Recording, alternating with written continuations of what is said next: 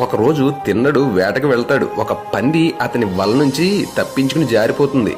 తనతో పాటు తన అనుచరులైన నాముడు కాముడులతో పాటు ఆ పందిని తరుముకుంటూ వెళ్తాడు. దానికి అలసట వచ్చి ఒక చెట్టు కింద ఆగుతుంది. తిన్నడు దాన్ని చంపుతాడు. అందరూ అలసిపోతారన్నమాట.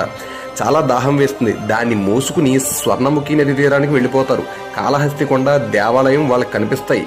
తిన్నడికి ఆ పర్వతం ఎక్కి గుడిని చూడాలని విపరీతంగా అనిపిస్తుంది. అక్కడ పరమేశ్వరుడు కుడుముదేవారు అంటే పిలక ఉన్న దేవుడు అని తన కూడా ఉన్న నాముడు చెప్తాడు. ఈ లోపులో కావుడు పందిని వచనం చేయడం మొదలు పెడతాడు.